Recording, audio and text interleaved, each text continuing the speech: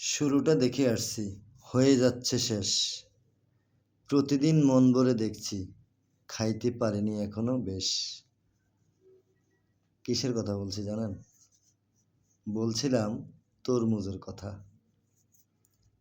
যে জায়গাটা দিয়ে যাচ্ছিলাম, আশপাশের জমিনগুলো যদি তাকান, সবগুলো কিন্তু তরমুজের ক্ষেত।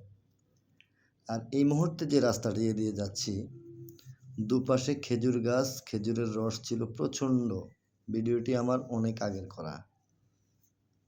আজকে কথাগুলো বলতে খুব ইচ্ছা হয়েছিল, তাই বলার চেষ্টা করতেছি।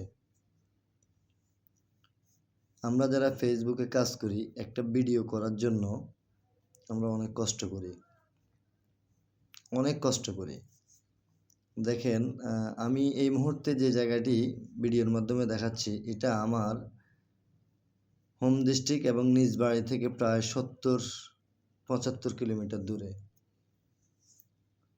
বাড়ি থেকে গিয়েছিলাম ঘোরার উদ্দেশ্যে। মূল টার্গেট ছিল ভিডিও করা। তা আসলে অসম্ভব বা অসাধারণ বলেন, প্রাকৃতিক এই দৃশ্যগুলো সবসময় দেখিয়ে থাকি, এখনও দেখানোর চেষ্টা করতেছি। বলে এক এক করে শেষ করা যাবে না। আশপাশের এলাকাগুলো নিজ চোখে যতটুকু দেখে আসলাম, অসম্ভব মানে সুন্দর।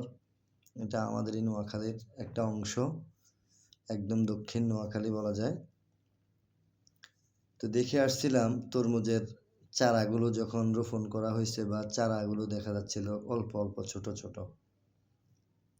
অথচ আজ তরমুজ বাজারে বিক্রি হচ্ছে আলহামদুলিল্লাহ।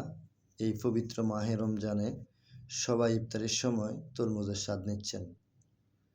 তরমুজ নিয়ে আমার কথা কেন বললাম বা কেন বলতেছি, কথাটা হচ্ছে, বিশ্বাস করবেন না, তরমুজ উৎপাদন হয় বা তরমুজের ফলনটা বাম্পার হয় এরকম আমি কয়েকটা এলাকায় গিয়েছি। সবগুলো এলাকায় হয়তো আমার ভিডিও করা হয়নি।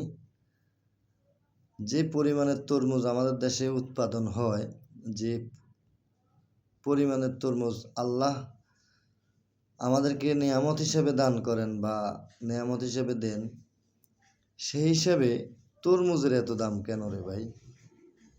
বিশ্বাস করবেন, রাস্তায় সবসময় চলাচল করি, দেখি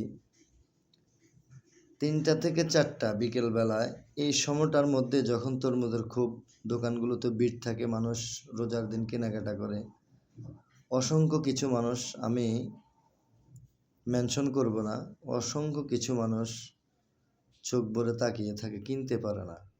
কি আজব এক দেশ, কি আজব এক সিস্টেম চালু হলো। কেজির মাপে তরমুজ বিক্রি হয় ৬০ টাকা, ৭০ টাকা, মিনিমাম ৫০ টাকা। আল্লাহ হেদায়েত করুক।